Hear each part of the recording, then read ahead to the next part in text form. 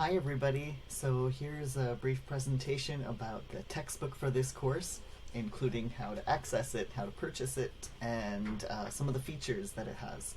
So because of the current situation with the pandemic and everything, everything's a mess, right? So this will be fine for a lot of you, I'm sure, but some other students won't like it, and I understand.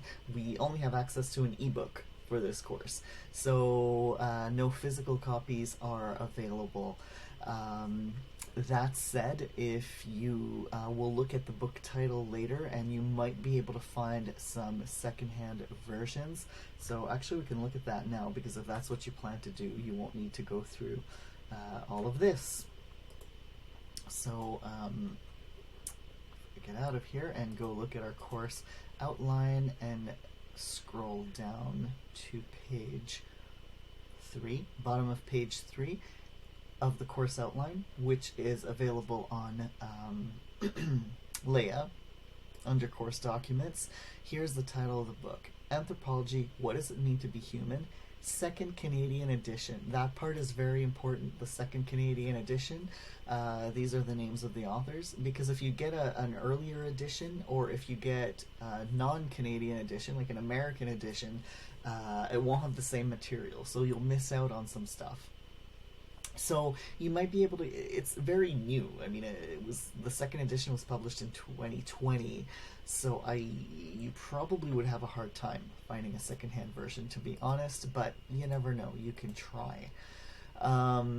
So the first thing that you are going to need to do to purchase is purchase the textbook online, the electronic version. So you're going to go, my colleague Mark created this and he wrote Google, but you can use whatever browser you want, whatever search engine you want. Just go to vitalsource.com, okay? And when you get to vitalsource.com, this is the page that you're going to see right here with somebody sitting in the grass. And make sure, the first thing you're going to want to do is look up here on the top right. You see here there's a little Canadian flag. If that little Canadian flag isn't already there, then click on the flag that's there and go to the, select the Canadian one.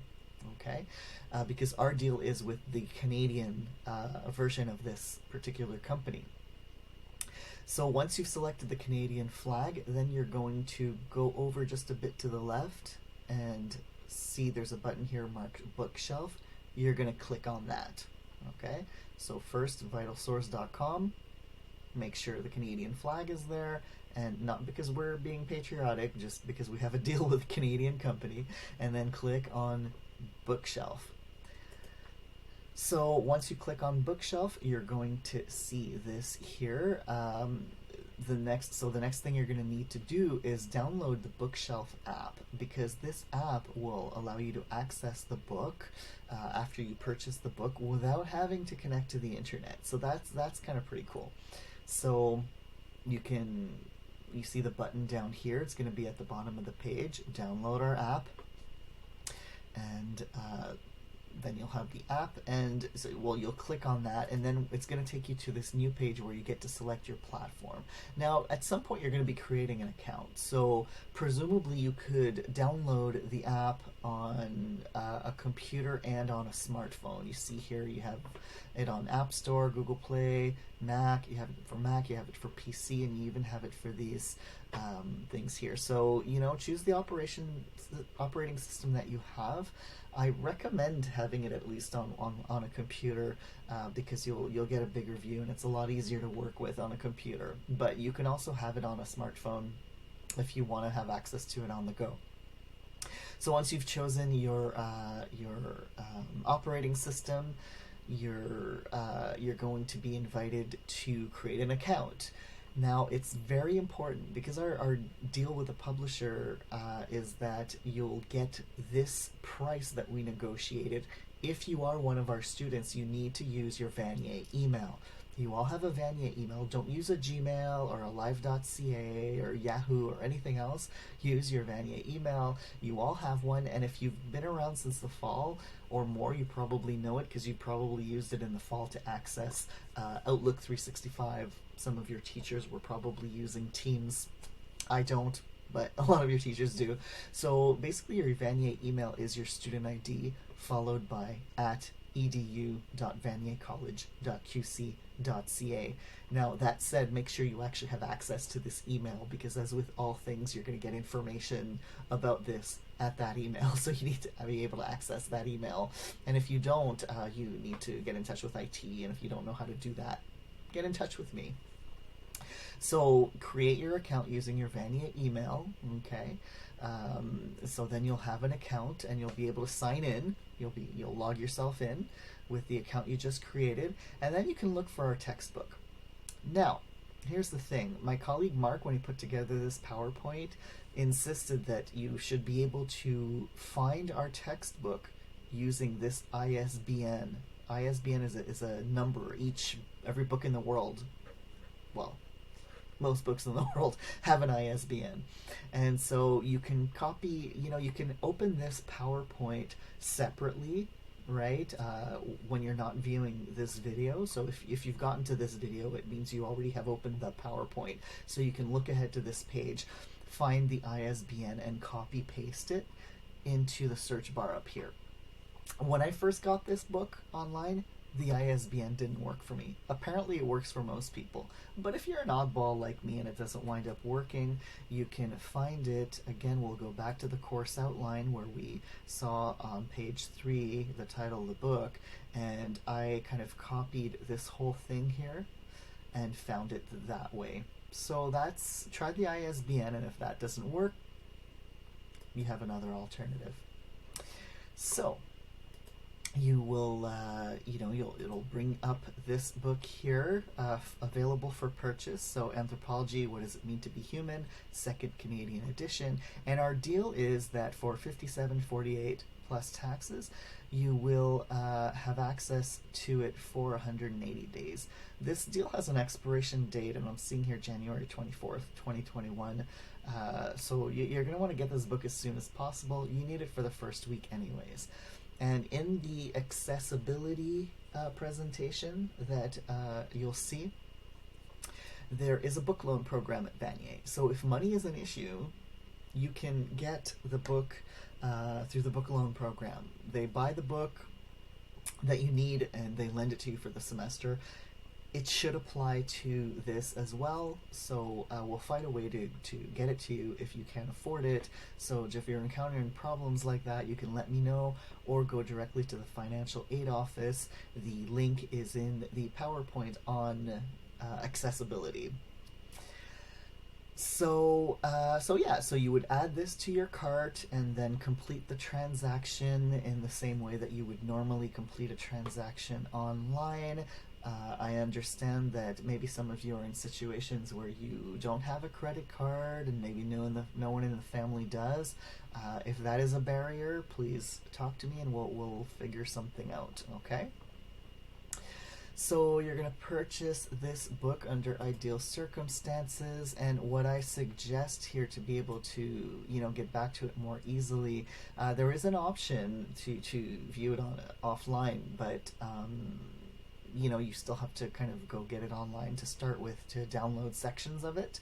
So, as with a bunch of, we have so many online accounts now, it's a good practice to have, like, say you're on Google Chrome or whichever browser, usually there's an option to save your username and password so that when you go back, you don't have to kind of try to remember your login information. So just basic stuff here. I suggest bookmarking the URL for the book. So once you're in the book, you can bookmark it and in an easy to retrieve place. I like to have it at the top of my bookmarks in the bookmark bar at the top of my browser. So it's easy because I work with it a lot.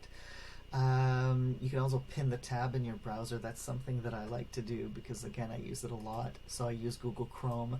So, for example, this is my work, all my work things, and it's pinned right here. Like I don't know if you know this, but if you right-click on any tab, so for example, I right-clicked here, I can pin it, and it will become like a pinned item here, and then you can unpin it if you want to.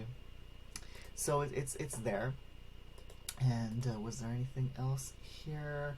No, everything else here was just like I said before. I suggest having it at least on one computer and also adding it to your iPhone if you feel the need to.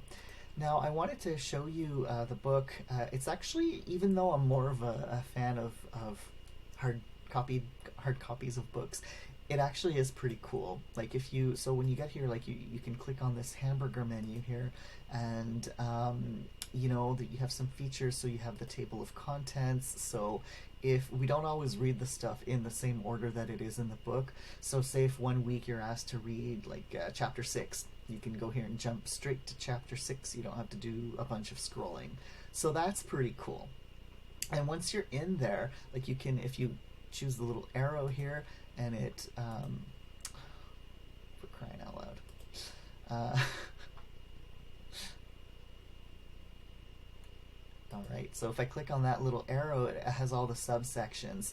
So say, you know, say you're starting at the beginning, and then if you remember that the last time you stopped here at what happened to the Neanderthals, you can skip straight ahead to there.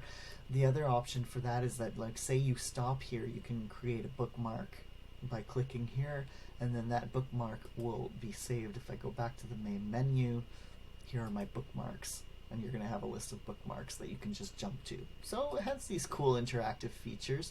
For access needs, you can click on, I'll go back to show you what I clicked. So under table of contents, you have display options, and that's pretty cool because if you'd like a larger font, you have extra large, it's very big, larger, and you can make them smaller or the default. You know, you can choose your font if you like to play around with that kind of thing. I know some fonts are more easily read than others by people with different access needs. Color scheme, letter spacing, right? So if you want kind of more space between the letters, line height, the margin, so you can kind of play around with that to see what works for you.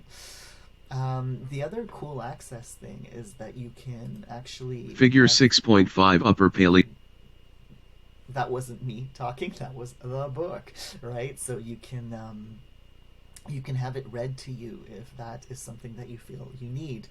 Paleolithic stone tool industries in Europe used fully developed blade technologies that show considerable... So that's pretty cool.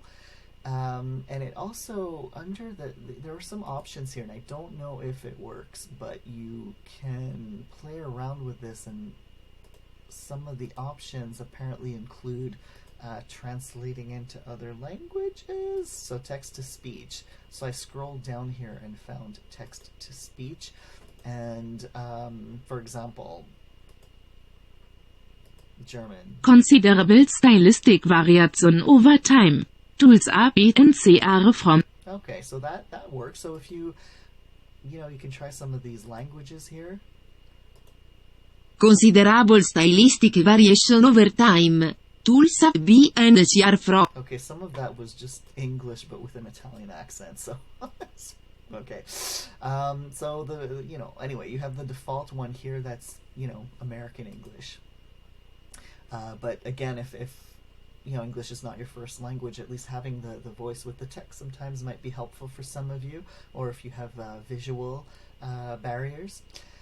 Notes and highlights. So this is pretty cool. I mean, you can, so here there are things that I've highlighted that show up here, but when you are reading, if you want to highlight something, you just go like this, and then this little thing will show up here that gives you the choice of color that you want to highlight. So if you have a system where you highlight important concepts in one color and then explanations in another color, you can play around with that. You can add little notes for yourself here.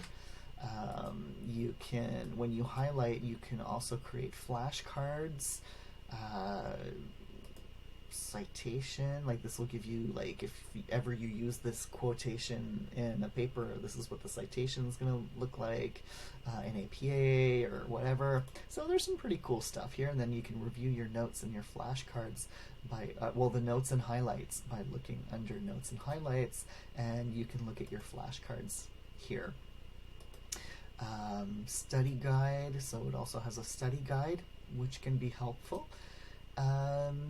And I think those are the main things. If you like to play around with keyboards, keyboard shortcuts, you have a bunch here that are integrated. So that's something that could be handy when you prefer to not have to use your mouse and you just want to use shortcuts. And this tells you how much time you've spent reading, so if you're interested in that. And there was something else that I wanted to... Oh yeah, so if you want offline access, you would go here to offline, and it's the publisher doesn't allow you to access the whole book online at a time, but you can select parts of the book to download and then switch them up, I believe. So that's can be useful if you have sporadic internet access. So last thing about books that I wanted to say is that if you have friends of yours who are taking this same course but with another teacher, some of my colleagues are using another book in addition to this one called Gangsters Without Borders. I'm not using it in this class, not because I don't think it's worthwhile and interesting, but I think that we have a lot of material already just with the textbook, and I'm trying to set this up so that we're not all terribly overwhelmed. So we're going to do without that other book. So if you have friends who are saying, oh, don't forget to buy that other book, don't spend $10 that you don't need to spend on an extra book. Unless you're really interested in reading it, that's obviously your choice. And I think it's only about 10 books, and it's called Gangsters Without Borders. But we're not going to use it in this course. So that's it. If you have any trouble with any of this, or you have any questions about the book, let me know. As I said, try to get it as soon as possible, because we're going to use it right away in the first week.